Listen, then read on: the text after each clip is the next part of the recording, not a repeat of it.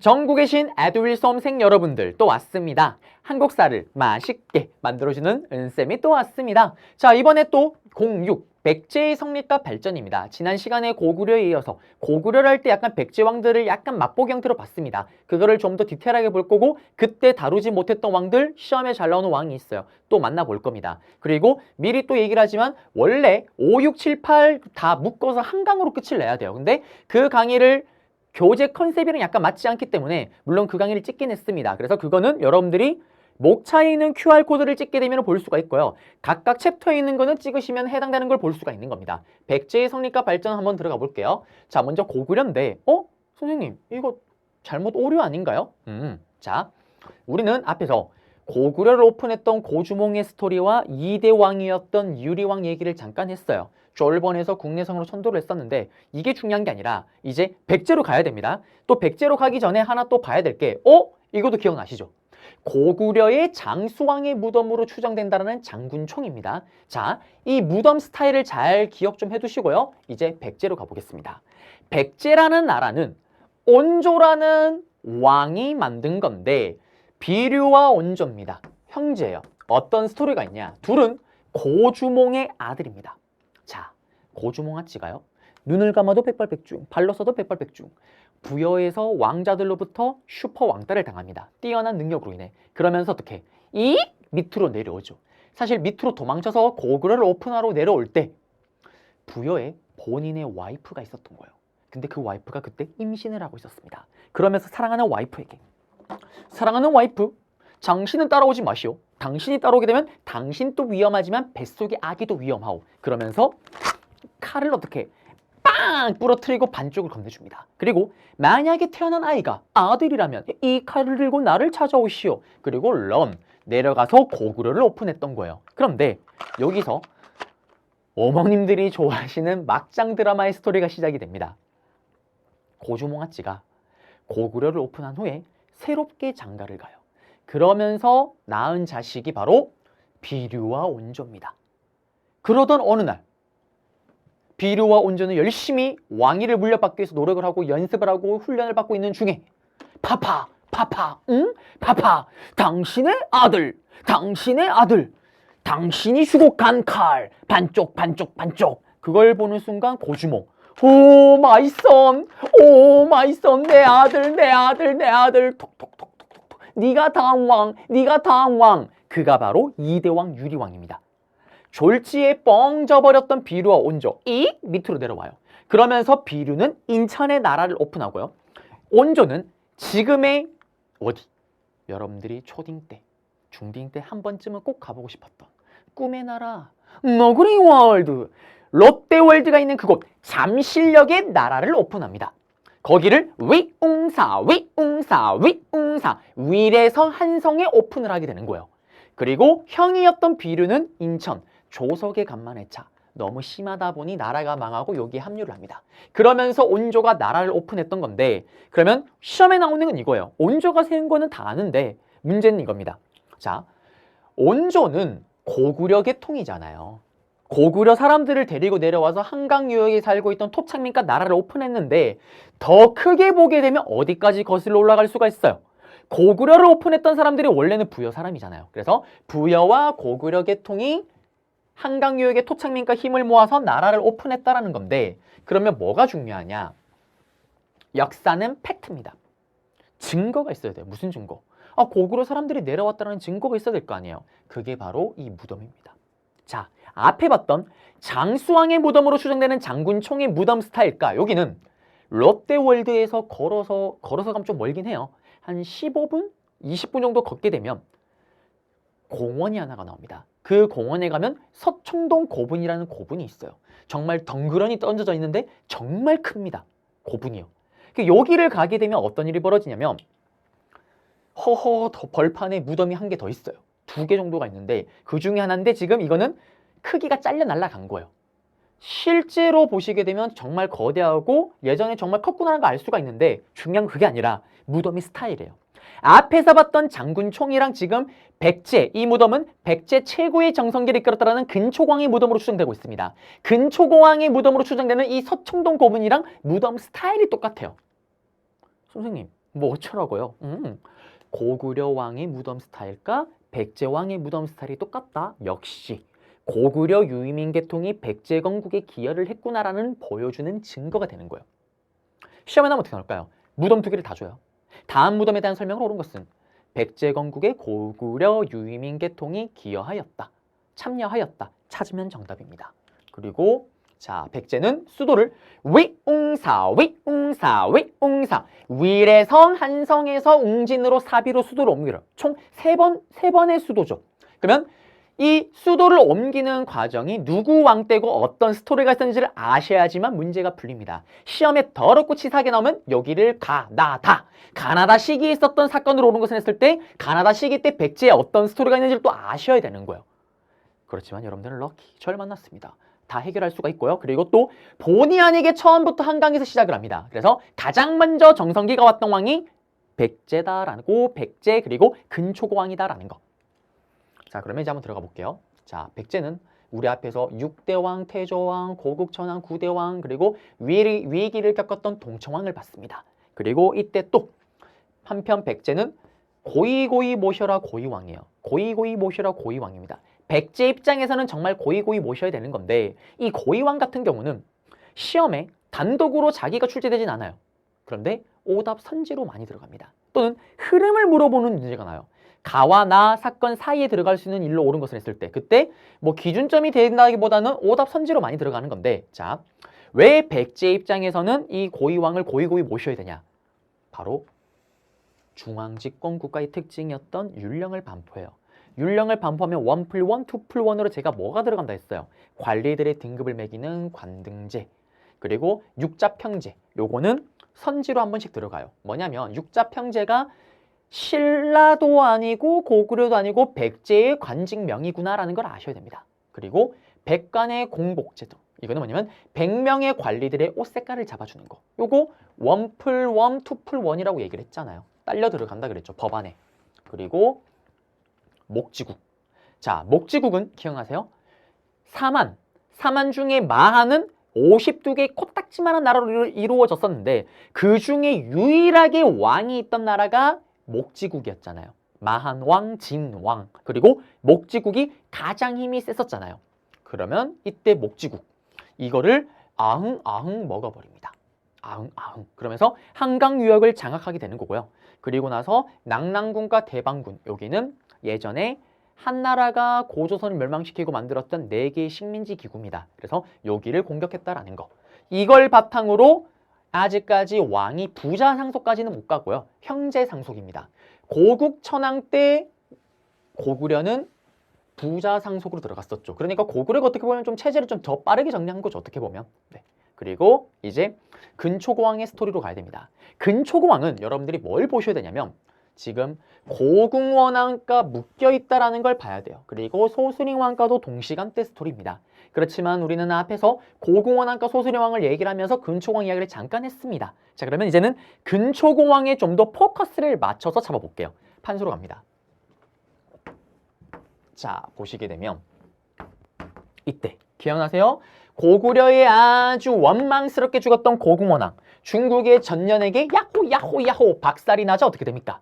우리 고구려 아직 건재하다. 이걸 보여주기 위해서 백제 근초고왕이 있는 곳으로 쳐들어갑니다. 그런데 이때 근초고왕은 뭘 했다 얘기를 했어요? 고국 원왕이 중국에게 털리는 동안 여기 전라도에 있던 마한, 목지국뿐만 아니라 이제는 마한 전체를 통합합니다. 엄청나게 힘이 강해졌다라고 얘기를 했잖아요. 그때 고구려의 고궁원왕 전년에게 털렸지만 한반도 이남 지역에서 우리 건재하다라는 걸 보여주기 위해서 지난 시간에 얘기를 했지만 백제로 쳐들어왔다라고 얘기를 했습니다. 그때 사뿐하게 백제 근초고왕이 막아내요. 서로 당황을 하죠. 생각보다 센데? 생각보다 약한데? 믿을 수 없다. 또 간다. 또 갑니다. 또 갔는데 또 막아내요. 그러자 근초고왕. 이야, 고구려 고궁원왕 찐따네. 이거 해볼만 하겠는데? 이번엔 백제 근초고왕이 쳐들어갑니다. 어디로? 바로 평양으로 쳐들어가게 되고 거기에 맞서 싸우러 나온 고궁원왕이 어떻게 평양에서 근초고왕의 공격으로 전사를 하게 되는 사건이 터지게 됩니다. 그러면서 앞에서 봤지만 고구려는 국가적인 위기, 백제는 최고의 정성기를 치닫습니다. 이걸 바탕으로 중국의 요서 지역, 그리고 삐져나왔다라는 쌍둥반도, 그리고 밑에 선생님과 이름이 똑같은 동진과 무역을 하고요. 그리고 중요한 게 나옵니다. 일본으로 사신을 보냅니다. 일본의 규슈에 사신을 보내요. 이때 일본 애들 또 데워줘야 돼요. 야, 백제 근초광의 사신이 왔다. 일본 외왕 어디 있는데? 어히? 일본 외왕이 옵니다. 그때 백제 근초광이 일본 외왕에게 건네주기 위해서 선물을 하나 챙겨줬던 거예요. 사신이 선물을 꺼냅니다. 네가 외왕이니? 어허? 백제 근초광이 너에게 선물을 준비했다. 바로 칠지도. 7개의 칼날이 달린 거, 그리고 칼 앞뒤에 글씨가 새겨져 있습니다. 지금 현재 과학기술로도 100% 복원하기가 힘들다라는 슈퍼 레어 아이템 슈퍼칼, 칠지도. 이 칼을 받게 된 일본이 어떻게 될까요? 스고이 됐어요! 아이시대루! 이 칠지도라는 칼을 받은 뒤부터 일본은 백제빠가 됩니다. 언제까지? 백제가 망하고 난 이후까지도. 실제로 백제가요, 당나라에게 망하고 나서, 신라의 공격에 망하고 나서요, 마지막 승부수를 던진 게 뭐냐면은 백제를 다시 살려보고자 하는 백제 부흥동이 일어날 때 일본에게 할패미를 요청합니다. 그러자 일본이 갈게요. 일본이 가용한 모든 군대를 끌고 와요. 배를 타고 옵니다. 수군을 끌고. 그러면서 같이 당나라 수군에게 박살이 나요. 아름다운 스토리죠. 그리고 일본도 나라가 휘청할 만큼 큰 위기를 겪습니다. 그 정도로 백제빠가 됐던 사건이 바로 이 칠지도를 준 뒤부터다라는 거. 그리고 이걸 바탕으로 백제 근초광은 드디어 왕이 부자 상속을 이루고요. 여러분들은 심화잖아요. 심화에서 근초광이 문제 나올 때 가장 정답으로 잘 걸리는 거. 역사책을 씁니다. 왜? 여러분들 봐요. 여러분들은 좋은 일이 있거나 내가 자랑하고 싶은 일이 있을 때 요새 어떻게 해요? 옛날에는 일일이 친구한테 전화하지만 이제 그럴 필요 없죠. SNS, 인스타나 페북에 그냥 올리면 되잖아요. 사실 저도 그래요. 저도 자랑하고 싶은 거 있으면 인스타나 페북에 딱 올립니다. 자, 그런 것처럼 이때 내가 잘난 게 있으면 자랑을 하고 싶은 거예요. 웃음이 절로 납니다. 공이라는 아저씨를 통해서 서기라는 역사책을 편찬하였다라는 거. 이거 찾으면 정답이 되는 거예요. 그러면 PPT로 갑니다. 자, 지도를 봐야 돼요. 여기는. 일단 근초광의 업적을 보시게 되면 왕이 부자 상속 마한을 전체 다, 그리고 평양에서 고궁원왕을 죽였고 고흥서기. 백제 중심의 해상 무역은 뭐냐면 이겁니다. 백제 중심의 요서 쌍둥반도 동진 일본의 규슈. 에듀윌 유료 회원만의 특별한 서비스.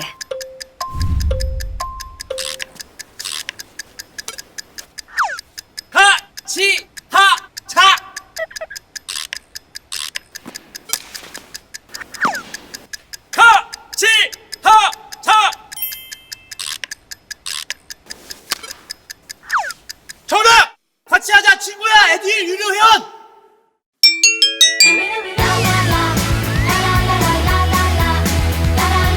친구 소개하고 현금 받는 혜택. 오직 에듀윌 유료 회원에게만. 에듀윌.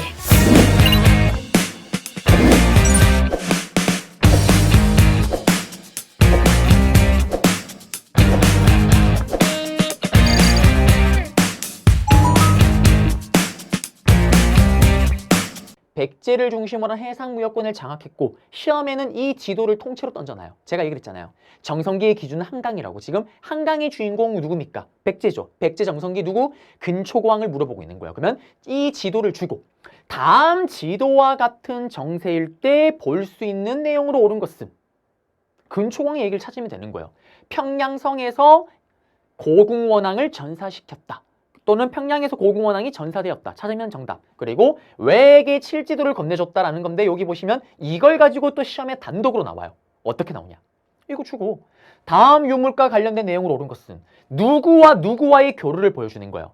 백제와 외와의 교류. 찾으면 정답. 또 이 지도 나올 때 고흥이 서기를 편찬하였다. 찾으면 정답. 백제는 이때 왕이 부자 상속이고요. 그리고 넘어갑니다. 자, 장수왕 때 기억나시죠? 장수왕 때 수도를 평양으로 천도를 하고 폭발적인 남진 정책, 그러자 부들부들 떨었던 백제의 비유왕과 신라의 눌지왕이 나제 동맹을 체결합니다. 나제 동맹을 체결했음에도 불구하고 계로왕은 어디서? 장수왕의 남진 정책의 결과 계로왕은 수도였던 위례성 이꼬르 한성, 바로 너구리 월드, 롯데월드에서 꼴까닥 죽임을 당합니다. 아버지였던 강개토대왕이 한강의 이북 지역을, 그리고 아들이었던 장수왕이 한강 전체를 먹으면서 계로왕을 죽여버리고요.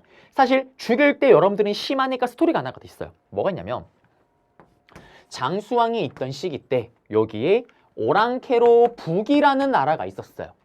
백제 계로왕이 요 북이에게 사신단을 보냅니다. 고구려를 좀 공격해 주세요. 근데 그거를 북이가 그대로 장수왕에게 일러 바쳐요. 그러자 작심하고 내려갔던 건데, 자, 그러면 이때 계로왕이 죽으면서 수도가 뺏기고 왕이 바뀝니다. 아들이었던 문주왕이 즉위를 하는데 수도를 뺏기니까 수도를 옮겨야 되겠죠.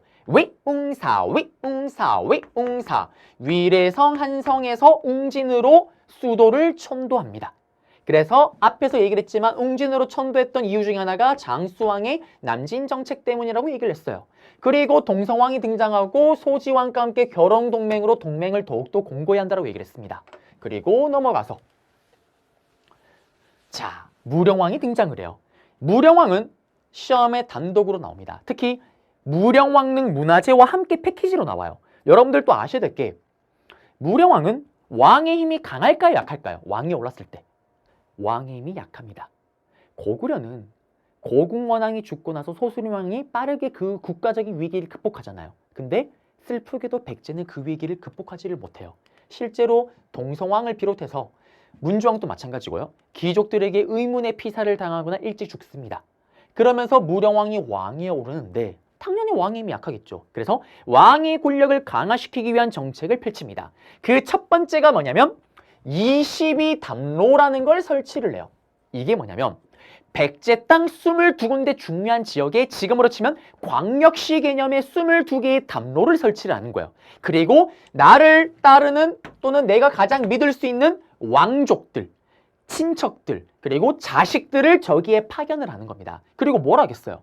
지역에 있는 귀족들이 나에게 개기진 않는지, 이 귀족들이 우리의 불쌍한 호국 백성들을 괴롭히진 않는지 이거를 감시하는 거예요. 그리고 두 번째 왕권 강화 정책, 바로 중국 남조와 미친 듯이 교류를 합니다. 특히 중국 남조가 이게 뭐냐면 북쪽에는 오랑캐가 만든 여러 개 나라가 바뀌어요. 그거를 뭉뚱그려서 북조라고 얘기를 합니다. 그 중에 하나가 북이었던 거고요. 남쪽에는 오리지널 한족 애들이 만든 왕조가 계속 바뀌어요. 송양제진 중에 양나라 여러 왕조가 바뀝니다. 이거를 남북조 시대라고 얘기를 해요. 그래서 장수왕이 사실은 남진 정책을 할 수가 있었던 거예요. 북쪽 땅을 내버려 두고. 왜?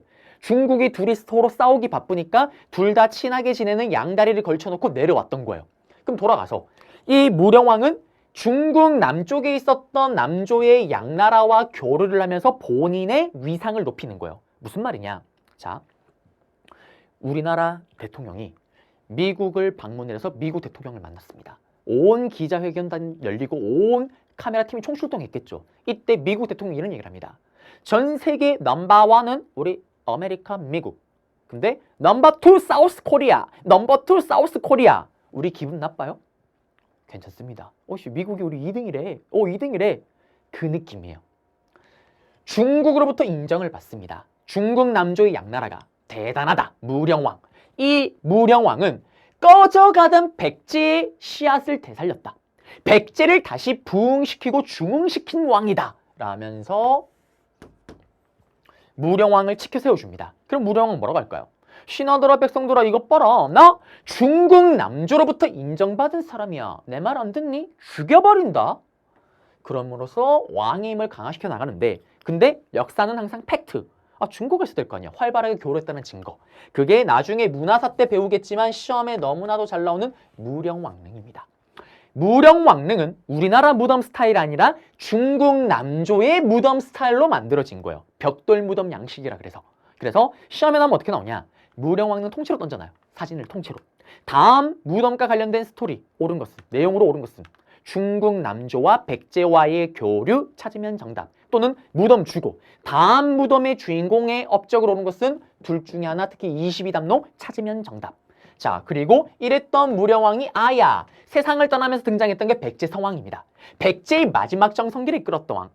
백제의 마지막 정성기를 이끌었던 왕. 아버지였던 무령왕이 왕권을 다 잡아놨잖아요. 그러면 백제 성왕은 뭘 하면 됩니까? 체제를 정비하면 되는 거예요. 그러면서 백제 성왕도 시험에 단독으로 잘 나옵니다. 나올 때 스토리가 뭐냐면 위웅사 위웅사 위웅사 위례성 한성 장수왕 때문에 웅진으로 천도 그리고 위웅사 위웅사 사비 부여로 천도했던 게 백제 정성기 마지막 정성기를 끌었던 성왕의 스토리입니다. 무슨 말이냐면 아버지가 왕권을 다 잡아놨잖아요.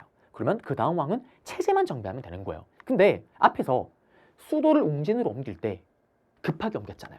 그래서 일단 급한 대로 아무 때나 일단 잡아놓고 그리고 좀 안정이 되면 더 좋은 데로 이사를 가려고 했는데 왕들이 계속 피살을 당했잖아요.